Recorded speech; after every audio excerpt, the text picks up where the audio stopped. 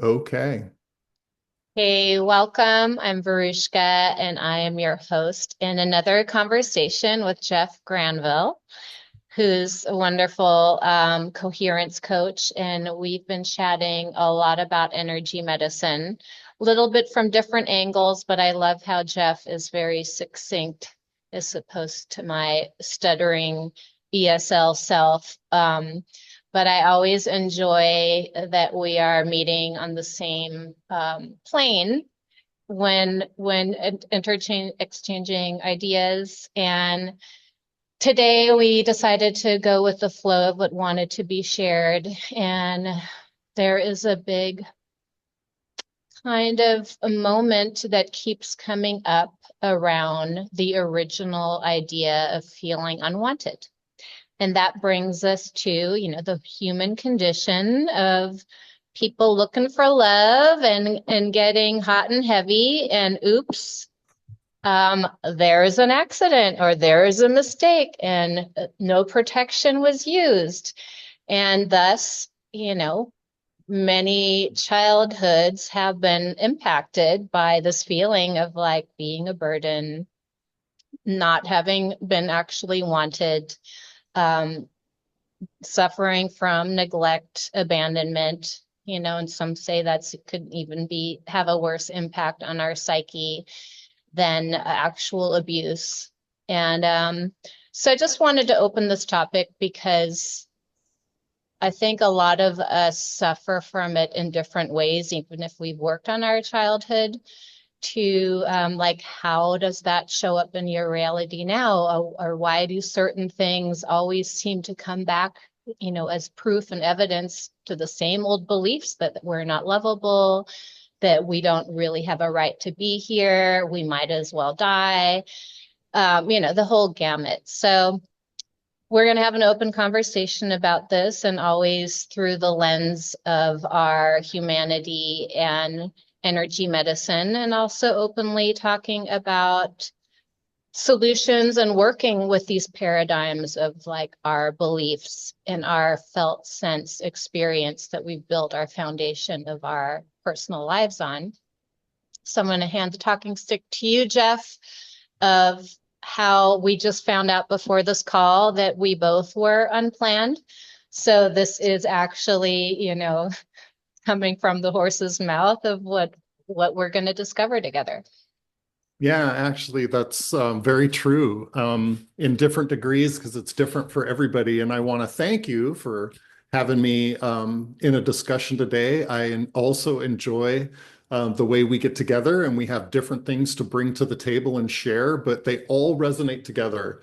We're very open to these topics and we love to explore them from different avenues and come together and get that divine masculine, divine feminine together and see what we come up with. And I really enjoy it. And, as we talked a little bit before about how um, we were both unplanned, and then there's whether it's unplanned or unwanted are two different categories as well, right? But it reminded me of something I discovered in a book called Womb to Thrive, where each chapter is written by a different caregiver in the birthing genre. And they're world experts, world leaders, and they talk about their experience. And one of them leads off the book by saying that one of the biggest indicators of your attachment going forward is the mother's reaction in the moment of discovery. So as we've talked about before, and I've loved to study like the movie In Utero and the work Thomas Verney does in his book and his the research that went into the secret life of the unborn child. They talk about everything that happened during conception in utero that sets up your attachment through your childhood. And the moment of discovery that is recorded like an imprint. Are you wanted? Are you going to be loved? Are you going to be cared for? Is the dad angry when he finds out? Your entire social environmental situation is recorded and imprinted into you. So you can have your original design from divinity, and then you can have an epigenetic expression of yourself in utero because of your set and setting you're born into. So this topic of being wanted or unwanted is really, really important to understand why we're built the way we are and why we react the way we do and why we circle back to the same type of relationships and feel the same way in relationships. And if you're in a situation, you're conceived in a situation and you're in utero where you're not wanted, that moment of discovery is an imprint, and it sets up an insecure attachment mechanism that can last a lifetime. And we will play out those same type of relationships in order to justify our own way of being and our own way of feeling. So it's an immensely powerful topic, and one that new neuroscience and new consciousness has a really deep understanding of why it plays out so much in our life. So I love the topic, and I'm really glad to join you to have a discussion about it. Yeah, it reminds me when I first started becoming an emotional freedom technique coach, and I was really into this book, I believe by a Russian doctor, Birth into Being, Elena. I didn't plan to bring this up, so I don't remember her name right now, but Birth into Being, about water birthing and the importance of like how clear is the birth team in order to have a natural birth without medication and being in a natural environment, ideally water. That's allegedly one of the smoothest transitions for a baby to be born, and Mhm. back then it was like the Black Sea where wild dolphins were too. So dolphins would come and greet the babies too, like just insane footage.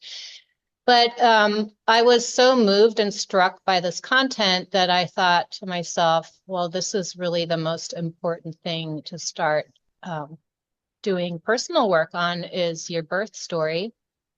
And showing curiosity, like what were the circumstances when my parents met? Were they in love? Were they planned? How did they feel when they found out? And it's like really breaking down all the nitty gritty, and like what you were saying, what, was everything you felt and what your mother was eating and imbibing in her environment, you are directly impacted these first 9 months if you were, to term. But so I used to actually hold workshops with people that were having at-home births and with everyone who would be in the room. And it was a really, really powerful experience, because we have no idea how much trauma we actually hold from even like how we were delivered and what were the complications that came up and how did the doctors react, and how long were you put into, separated and were in the box. What's it called? And I mean, there is a lot of trauma that like, here, welcome to this world. You're separated from the mother that nourished you and kept you safe and was feeding you. So, I mean, it's just, life shouldn't be that we're like endlessly working on ourselves, but you know what? It's a dang good place to start in actually Mhm. just finding out what the situations were and even clearing our own trauma of like the fear that we took on from our mother's feelings, or, did someone die in the family while you were in utero? I mean, we feel all of that. And a lot of women, go through the grief of, do their partners want this? Are they in survival mode? Are they going to stay together? I mean, even in Hollywood, you hear how many people break up during the pregnancy, like, okay, here the woman is having this child on their own, just when you think you would probably need the most support, right? Mhm. So yeah, it's kind of a big, vast topic, but why I'm bringing up is because it seems like I do a lot of work for the collective and with healing water. And in the last year, it seems to go back to this energy signature of being unwanted. And then even in myself, in relationship, okay, if you're looking for a healthier, upgraded version of a healthy relationship between masculine and feminine, I can't keep being drawn toward the people that fit the make and model of my father the most because that's not actually a happy ending.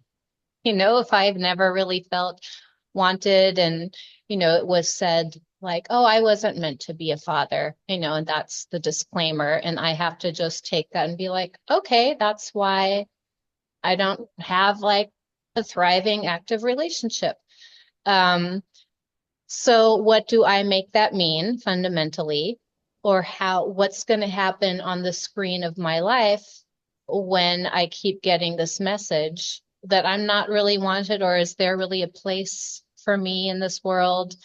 And being reminded of what are our first 5 years, not even in utero, but then how are we conditioned in our first 5 to 6, 7 years? And feeling like, oh, I'm kind of a burden on someone's couch, and no one really has time to actually take care of me. And growing up, latchkey kids, Generation X, just eating a can out of the cabinet for lunch after school, not having someone tending to your every need. So it's just an interesting coding, basically, of realizing, okay, well, how many people do you know that were actually adopted? I know a lot. It's actually quite surprising, and maybe that's a beautiful thing that the parents knew that they couldn't um, have that type of responsibility or weren't resourced enough in order to make maybe another family happy that couldn't.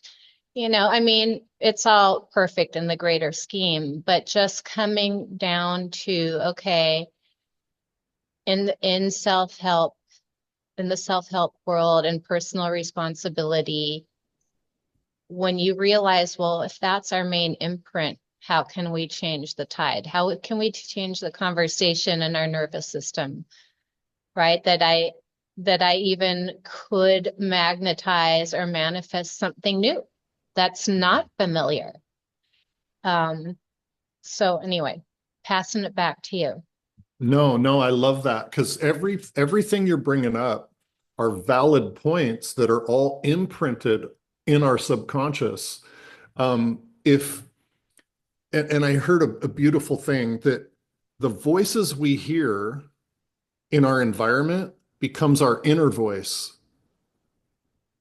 And it might even have the same tone and accent, and like you hear your dad talking or your mom talking. But what we hear on the outside becomes our inner dialogue that we tell ourselves, and we're not even aware of it. So that's what's so beautiful about bringing this out to the public and starting a conversation in a healthy environment, a secure environment, because we all deal with that on some level. And like you say, whether you're adopted or whether your parents were in a bad place in their relationship and they discovered that they're pregnant and now, oh my gosh, now we got to stick together and try to work this out. Or the dad finds out and bails. There's all kinds of scenarios that we individually go through, and it can be even preconception. Stress from the father is passed on in the sperm for an epigenetic expression in the fetus. So, and I've seen too where two kids are born into a family that's happy and secure with finances, like food security. And then during the pregnancy, that changes. And the third child will be born with a completely different mindset and metabolism geared towards surviving in the environment that they're in utero. So the intelligence of creation allows for adjustments from what was conceived to what was discovered in utero to what the environment changes are that you're going to be born into so that you can adapt to that environment. But as everything, like stress is an adaptive mechanism. When we feel stress, we know we need to change to our environment or change our environment to us. It's the friction of stress, if we pay attention to it, that can guide us. But when it becomes born into us, stress within utero, and we have no outside reference for why, it becomes recorded and maladaptive and carries it through the rest of our life. And I remember hearing a really good podcast about cynicism, and that if you have an insecure attachment in utero or at birth, then you become a cynic.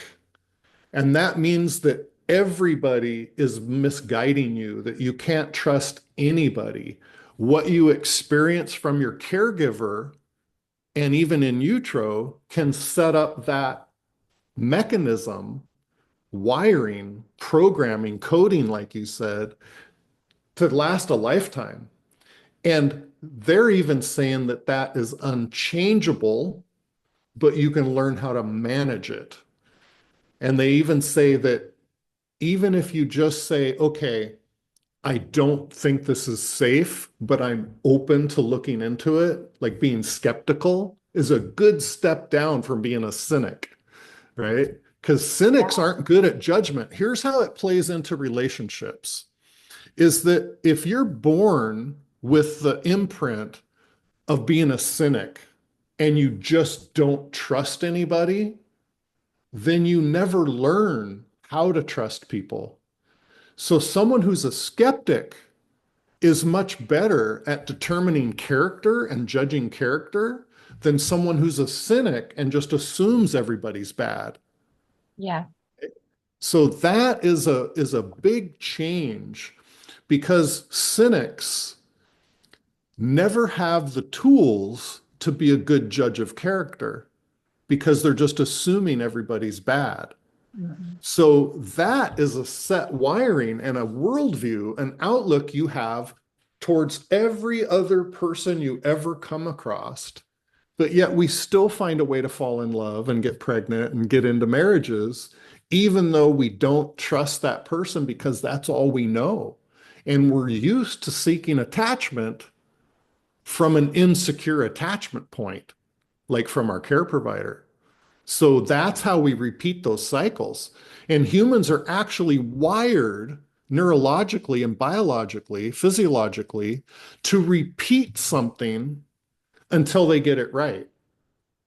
So when we say, oh, we circle back around, I repeated the same thing, that's not just spiritual and karmic and akashic. It's also how we're made. We are physically constructed in order to hold stress, hold trauma, and repeat. That's why, like looping thoughts are a mechanism for survival. But yet, when we're not aware of that, it becomes maladaptive. And looping thoughts are the number one symptomology of all anxiety and stress and trauma because you're hypervigilant, right? So it really plays out, just like you're saying, all of those things that you mentioned that you're exposed to set up that wiring of how to view the world for survival. But we're also lured into repeating it with other people. The mimicking, and that's all we know. Yeah, it does Yeah. make sense. I didn't know it even actually had a name, but it makes sense because we sure are having the evidence of like, really, but it is like the onion, like we are gonna when we think, oh, we've already worked on this, but it's a good thing that this came back into my consciousness this week of like, wow, the unwanted, like it's kind of not personal when you're like, oh, this is actually how I was delivered, And and again, like what's your, when I do the inventory list of working with a group of people on the birth story, it's kind of like, well, what is your belief? What was your message of like when you were welcomed to the world? No one felt welcomed. No one was like, yeehaw, well, you get actually a slap on the butt and be and hung upside down. Um, and for myself, I had this very interesting experience when I was having like a meditation with someone. This is like 20 or 30 years ago. And I'm having like this very neutral oneness moment, or like unity moment, with just eye gazing and heart connection in a meditation, temple type of situation. And suddenly, out of the blue, I have a memory recall of being in perfect position while my mother was in labor, and everything was good to go. And then I turned, and my mom was helter-skelter in such pain, like my feet were at the Mm. bottom. So I ended up being a breech birth, which was allegedly, incredibly painful, even though she was put on a lot of drugs and had a lot of assistance. But there's just this moment of like, no, I don't want to do this. I don't want to be born. Screw this. And then them like pulling me with my feet out. And I'm just like, no, like, I don't want to leave this place. Not yet. I'm not ready. You're here in this warm place that you never want to leave. And then it's this abrupt, kind of violent situation accompanied by tons of stress. And then the storyline over the years that I get to hear repeatedly from my mom, like, it was the worst pain of my life. I never wanted to experience that again. So I had my tubes tied at 20, and you take that in. I took it in as normal. It's something I heard growing up. But then you're like, is that helpful? Is that helpful to know, since you were a child, that you caused so much pain? But anyway, that's another topic. But it's all kind of like, we get the messages, and the messages go in, and then they thaw, or they take root, even if we're not conscious of it. We all know that child labor is a painful thing until you hear that there are other options, like orgasmic birth. Anyway, I just wanted to share like that moment of like changing my position and being pulled out by the feet first. So it's like, then we have this other dramatic layer of having the belief and felt sense message and experience of that you create pain in the world too. Not Mhm. only were you unwanted, even though my parents happened to be in love, I was still a surprise. And there was a lot of angst whether my mom could make it to America. So a lot of fear and panic of like not knowing, and not knowing if she would be reunited or where I would be born, and so young. Anyway, um, just back to that, there is so much in our birth stories to be revisited that kind of make the map of your life right now make sense. So it's Mhm. interesting, even myself, who's been in personal development like for 35 years, to go back to the basics, like, wow, it's actually time to rewrite, what was nourishing me in the womb. What was my birth story? How would I like to have been welcomed into the world? Mhm. Like, oh, welcome. You are the jewel that we've been waiting for, and you're finally here. Um, Mhm. so just noticing, what is our self-talk, like you're saying, the voices that we hear growing up become our own inner critic voices. Like, are we still perpetuating the same punishment and reward system, putting putting yourself down? Like, I know I have, since I can remember, when I hear of people getting pregnant and having to get an abortion, I would always be like, even when I was still a virgin, I'm like, these people are so stupid. Don't they know that 1 and 1 equals 2? Like, if you don't want to have this responsibility for the rest of your life and all the dependence and all this, like, wouldn't you want to use protection? Like, I just would think that people are so stupid to have unprotected sex when they're not planning on having a family yet. And then having to put themselves through the pain and trauma of having an abortion. Like, holy cow.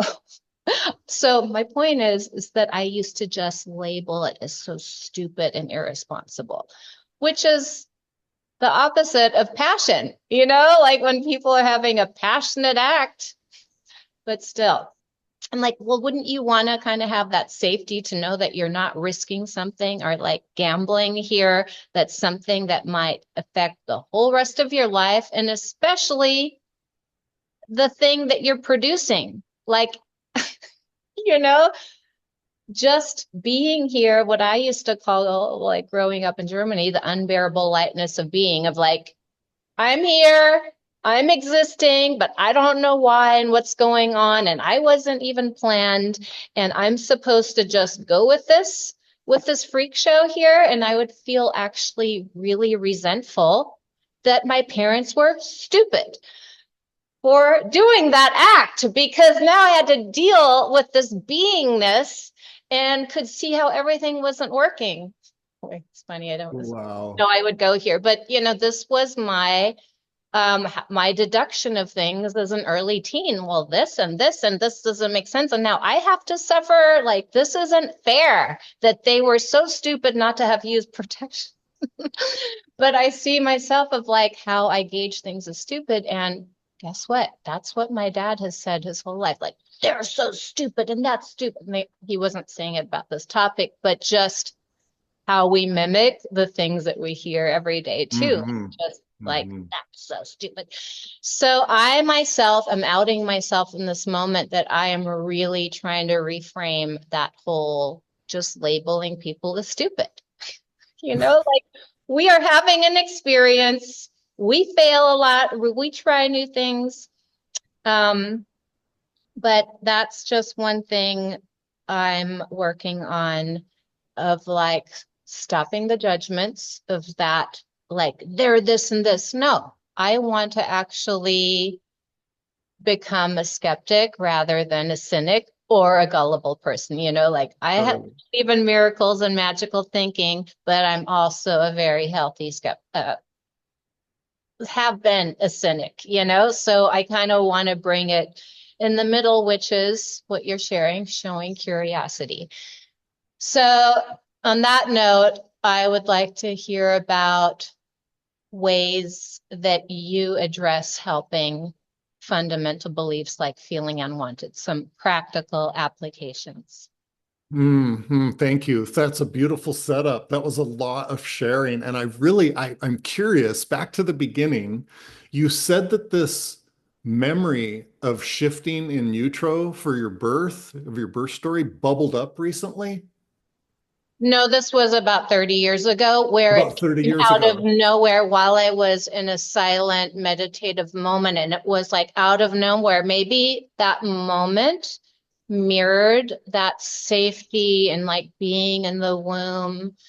And suddenly I had this whole panic come out because I felt myself getting pulled out by the feet. Yeah. It was like I was very conscious of that I was having an actual flashback of Hmm. that moment, but it was also revealing itself to be felt. But yeah, Right. that happened a Well, few decades that's ago. brilliant, brilliant, and that really helps because um, there's two types of trauma. Big T trauma is too much too soon. That's like abusive. Okay. The other type of trauma, small T trauma, is too little for too long, where you're not told that you're loved, you're not given the attachment, the support you need, and you're not given the words of encouragement, and you've heard that you weren't wanted or weren't planned, or you hear that, and that's trauma throughout your life. And a lot of times, big T trauma is followed by small T trauma because not only are you abused, but then you don't get the little things. It's all the things you should have got, all the good things you should have got. And so when you talk about the shift, you also mentioned that, we're talking about being unwanted, but you were in the reverse. You were actually in utero, not wanting to come out. You didn't want to be born, right? So that sets up, that's a different type of epigenetic storage that has led to how could they have done that? I don't want to cause pain. I don't want to come out. I don't want to be, unwanted. I don't want to be these things. How could you? That's stupid. I mean, think of the dialogue and the belief system that experience you shared in utero about shifting. It's like okay, I'm going head first. I'm about to come out, and oh no, I'm not. I'm going to switch around and my feet are going to push. I'm going to climb back up inside. And I can't help but also relate it to the conversation we were having before we started recording on near-death experience, where people pass to the other side and they don't want to go back because this is so wonderful. That's like the opposite. You're in utero and it's so warm and cozy and wonderful that you don't want to leave it, right? And then, like you touched on, the Western medicine birthing scenario, birth plan, is the recipe for storing trauma. It is like take them out, hang them upside down, slap them on the butt under bright lights and make them gag for air. Cut the umbilical cord before they start breastfeeding and you stop. I I read this is a fact that I've read in several different places and I've heard it on a podcast that by cutting the umbilical cord before the child is breastfed or pulling the placenta out is registered in the mother as a stillbirth. So it immediately sets up the chemicals for disassociation to that child. So the birthing situation in Western medicine is the recipe for trauma. Everything that's done in Western medicine is as if somebody said, how can we traumatize this child the most? You know? And that is a fact. So we are all byproducts of that system.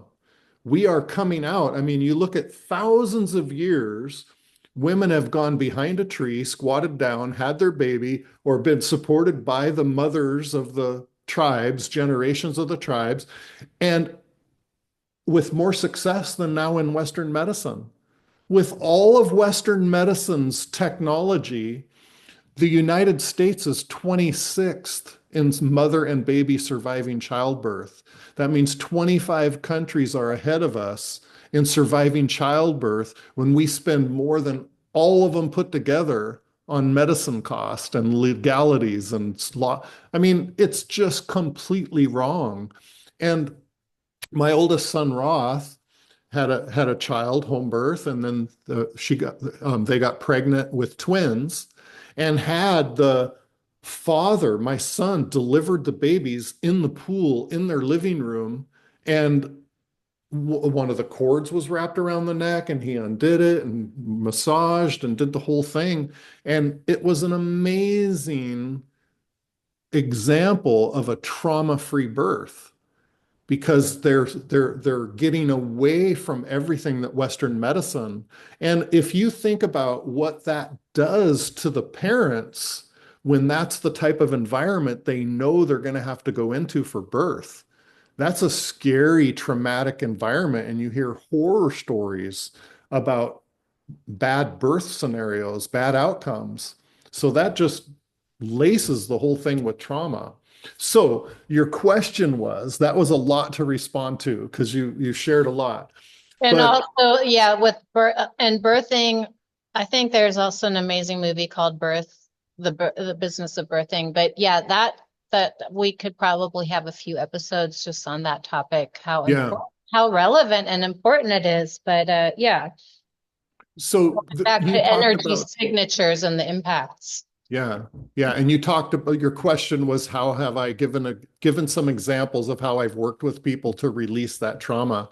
And my, um, when I started working for the Center for Healing Neurology, I had access to all the files and I would read all the medications, their symptoms, what trauma they had, what medical procedures they've been through, and I would learn about the side effects. And pretty soon I realized I'm treating everybody the same. The same awareness, understanding, and adjustment is the recipe to transcend and unwind anything that's blueprinted. Because when we, like you said, coding, when we have an imprint of a trauma in us, there's a mechanism we're built with to store that stress, to store that trauma. And by understanding it, being aware of it and understanding it, we can make a change. Okay, so like we've done before, we do coherence breathing. We have an awareness of our intent of what we're going to do. We focus our consciousness on it. We connect with our heart. Our heart can speak. And just like 30 years ago, when you were in a meditative state, you spontaneously had a memory of your birth story. Okay. And you even said maybe it was because you felt safe. Okay. Trauma is stored in the body because the consciousness, higher consciousness, feels you're not prepared to deal with it. So they depress it, suppress it in the body, and it becomes imprinted. Later in life, when your autonomic consciousness feels you're ready to deal with it, then it'll come bubbling out. So you talked about an exact scenario where if you can create a safe environment where you don't feel triggered in fight or flight, you're not being like reactive in your environment. You don't have to be hyper vigilant, and you can create what I call that sanctuary space where you don't have human windings making you angry or in angst, and you can breathe your way to zero. Then trauma can be released. That is how we release everything from conception in utero, the birth story, and every childhood trauma. The same exact recipe that stores it can unwind it and release it. And it's all through being in a coherent state of mind and body and being aware of that it can happen, and then trauma will be released. And then we integrate it.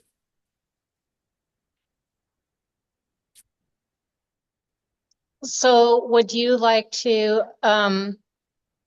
do a little bit of sampling of this as we wind down in the near future? Um, Yeah. and also, do you have any concrete examples of how this imprint might have shown up in your life even in later years? Hmm. Yeah, well, I will be as candid as you were. My mom and dad divorced when I was 10. And as I grew up, I learned about what my dad had done. He had cheated, he had left the family, he had come back, he had put my mom in a bad position. And I understood from stories I heard that after my older brother and sister were born, my mom and dad split up. So I always felt that it was being pregnant with me that my mom and dad got back together, and my mom had to deal with so much abuse and bad treatment. And then all three of us kids went through divorce. And I always felt like, well, maybe that was my fault for coming to Earth. Maybe that was me. Maybe I was unwanted. So I've reviewed this. I do my own coherence breathing. I've got to the point of myself where I could have that conversation with my mom, and she completely reframed it for me. So I had been living with trauma from my assumption of what was going on, not even the reality of it. And that's where Bruce And that Lipton, shows you the belief, right? The yes, the power of our belief. belief. It doesn't matter if it's true or not. No, it's It's like your reality. Bruce Lipton, his book, Biology of Belief, he's the master, the grandfather of epigenetics. And he says your perception of reality is more deterministic than reality itself, right? So my perception led me to conclusions that were wrong. And I took action based on those conclusions. I mean, a lot of the mistakes that my dad made, I made the same mistakes. Like I was one of those, as you said, stupid people that didn't know like how to protect themselves from having children unplanned. You know, I have 8 children from multiple women, multiple moms, but yet each one of them are a blessing, and I wouldn't trade them for anything in the world, right? But there's that side of the spectrum where you are repeating. I repeated some of the exact same mistakes my dad did without intention because it was programmed in me from what I heard in my environment. And it wasn't until late in life, I mean, this whole situation with McCoy has brought these things to my awareness. And now I've been able to make the shift and reframed all of these situations and understand. I mean, I am going through a divorce right now. It didn't prevent me from entering a relationship, but even that relationship was part of my overall understanding of how deep those things were affecting me. And I'm grateful for all of it. I wouldn't change any of it.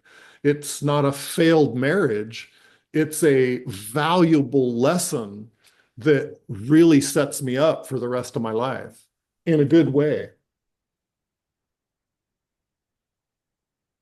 And so do you feel like that even that marriage that you could point back to the fundamental beliefs of your inception? Yes, without a doubt. Without a doubt.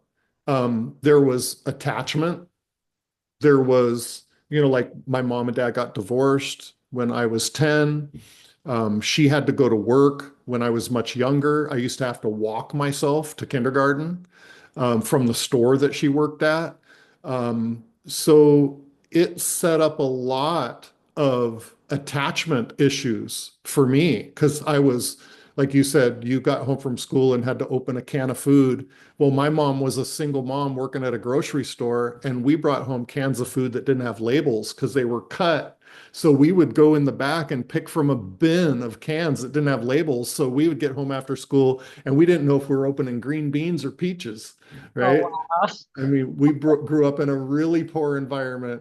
So, yeah, so much of it has played out throughout my childhood. And there's, each of us could go deep into that and do a show on each of us. But I will definitely say that I identify and I resonate with all of the factors that we're talking about feeling unwanted, whether you are or not, whether you judge the situation based on things you hear. Even in utero, you hear things and you place the importance on it. Like it's a famous saying by Gabor Mate, it's not the trauma, it's what it meant to you.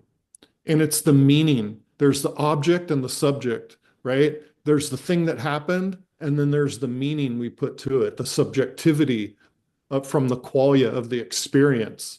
So there's two different things. I just posted a meme today about that very thing. It's funny, the synchronicity of it. But To check yeah, it out.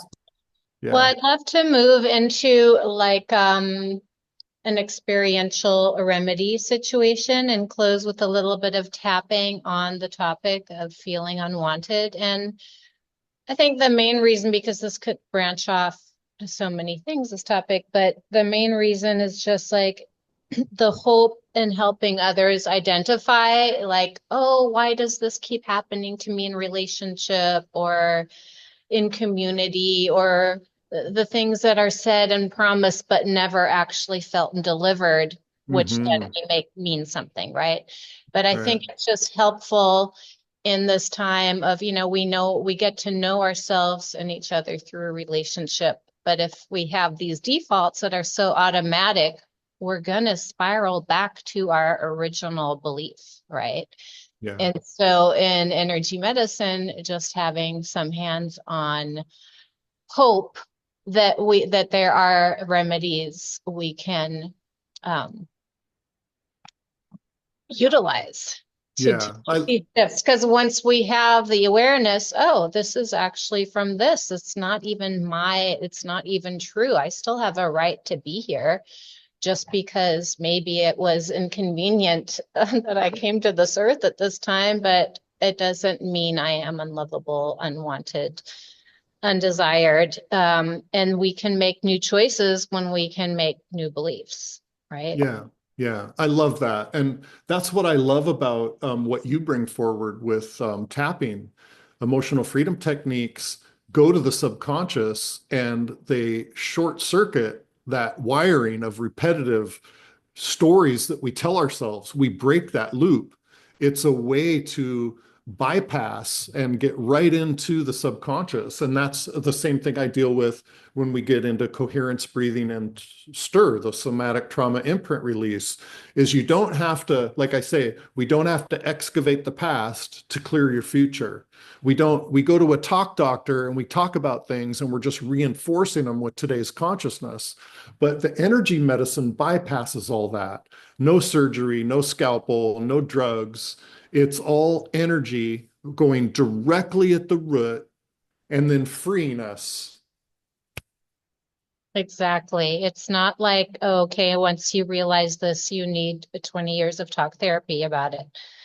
So yeah, that's what we're here for, is for our evolution, and to bring more levity to this planet. So would you like to guide us?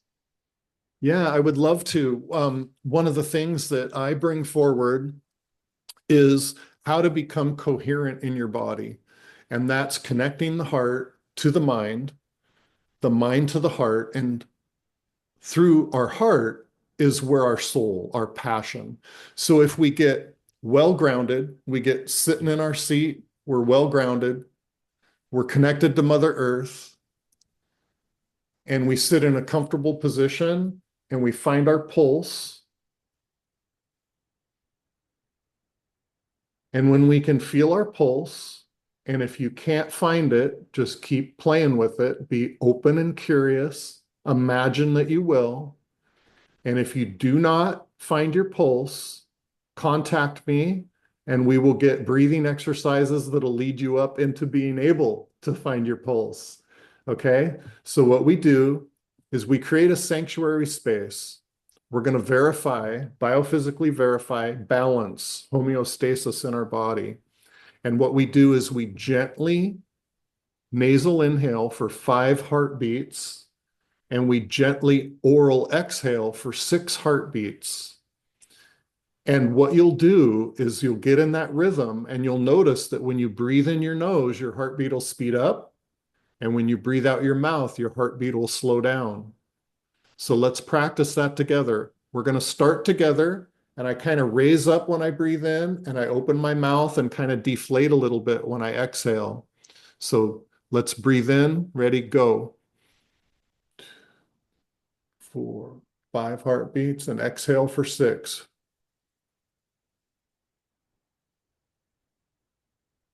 Gently in the nose for 5.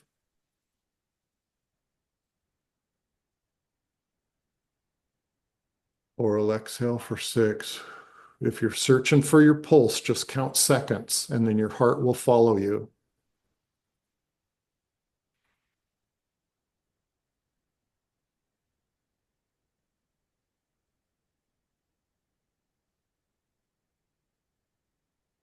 Breathe in your perfect design.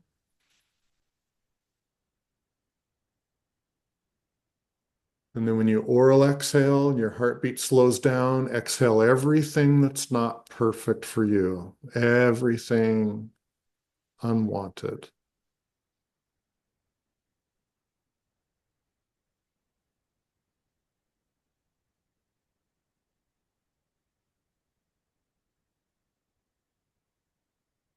Really good.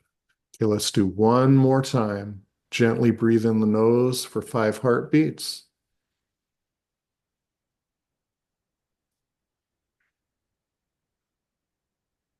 Watch it, feel it slow down. Okay, now that's what I call biophysically validating balance and homeostasis in your body. And we're all set and open to experience some emotional freedom techniques, aren't we? Thank you, Jeff. That was awesome. I'm always surprised that I can find my pulse like on the very tip on the side. You know, I always try to go for the middle and the main event, but I'm like, it's actually very subtle on my side, just in case anyone else is Yeah, yeah, that's a wonderful thing to bring up because we're all built a little differently. But right inside the wrist bone here is a little trough of tendons, and you Yeah. can usually find it right in there. And of course, there's the arterial artery, the femoral artery right inside the hip bone I use when I lay down sometimes. But the more you do this, the more it wires in, and the quicker you notice when you're not in coherence, and the quicker it is to recover. And I think it's really important that anytime we're going to have a big conversation or we're anxious about work or a surgery or we're going to do some tapping, it's really important to get into balance and be centered, take full agency, like not be distracted and worried somewhere else. Really fit that hand into the glove, your energetic body into your physical body and take agency. And that's where you can have the most effective session of tapping or trauma release. Yeah, I mean, that's why stopping and resting is not for the faint of heart. No, Okay, that's well, true. we're going to wrap this up within 5 minutes. So if you're here with us now and you resonate in some way, shape, or form on this topic of unwanted, even make it your own, undesired, unhireable, uh, don't have community, don't know where you're supposed to live in the world. I mean, our story, depends on that, but let's make that the default. So we're going to tap on the karate chop point using your dominant hand and repeat after me. Jeff, we're going to keep it simple, but see what comes through. Even though I have felt unwanted from conception, Even though I have felt unwanted from conception, I love and accept myself. I love and accept myself. Take a deep breath. Ah. Even though I have felt unwanted from conception, Even though I have felt unwanted from conception, might be true, might not be true. might be true, might not be true. I love and respect myself I love and respect myself on a cellular level. on a cellular level. Even though I have felt unwanted since conception Even though I have felt unwanted since conception and upon arrival in this world, and upon arrival in this world, I love and forgive myself, I love and forgive myself body, mind, and spirit, in body, mind, and spirit for whichever ways for whichever ways I'm still perpetuating this belief. I'm still perpetuating this belief. I'm here. I'm here. I'm alive. I'm alive. I'm fully participating. I'm fully participating. I'm open to wanting to be here more fully now. I am open to wanting to be here more fully now. Take a deep breath. Uh, Ah. Side the eyebrow.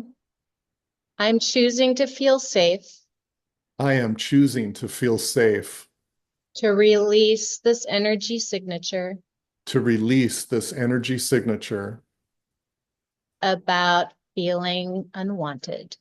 about feeling unwanted. Side of the eye. I'm safe to release this feeling of being unlovable. I am safe in releasing this feeling of being unlovable.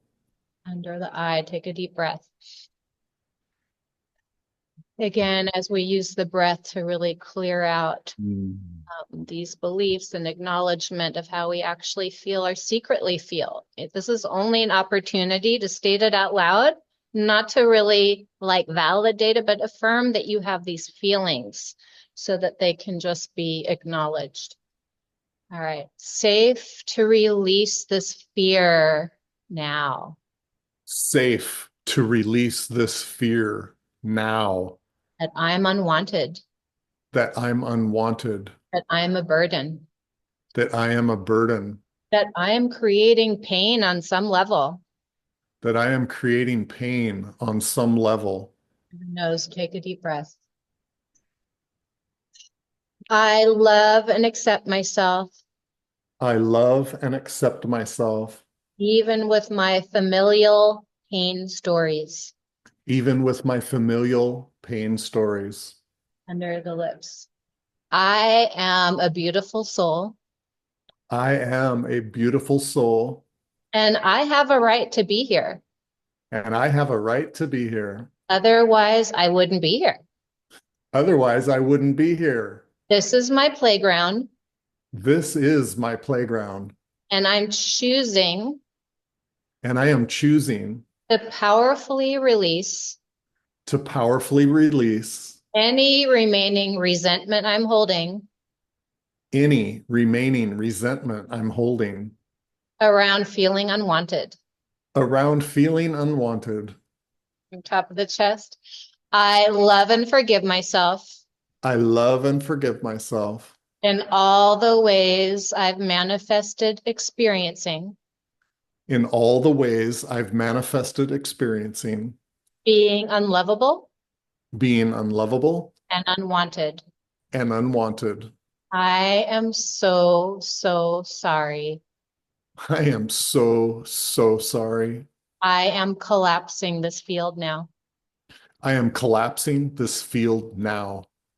I am creating a canvas I am creating a canvas in which I'm delighted to take up space, in which I am delighted to take up space, in which I embody enjoying my life in which I embody enjoying my life to the fullest. to the fullest. What if it's safe for me What if it's safe for me to move in the heartbeat to move in the heartbeat of my own drum? of my own drum? I love and respect myself I love and respect myself exactly as I am, exactly as I am, wanting to be here, wanting to be here, wanting to delete myself, wanting to delete myself, wanting to blame others for my existence. wanting to blame others for my existence. I am so, so sorry. I am so, so sorry. I am choosing I am choosing total gratitude total gratitude and getting to be me and getting to be me in this body, in this body, in this life. in this life. And let's tap down to the tummy area again, like our own creation spot, portal, belly button, power center. And let's just say, I belong. I belong. I am connected. I am connected. I desire to be me. I desire to be me. I desire to be here. I desire to be here. I am wanted by life. I am wanted by life. It's safe for me to connect It is safe for me to connect to all the elements now. to all the elements now. It's safe to be me now, It's safe to be me now. in body, mind, and spirit. In body, mind, and spirit. Bring our hands together, and so it is, and so it is, and so it is. And so it is, and so it is, and so it is.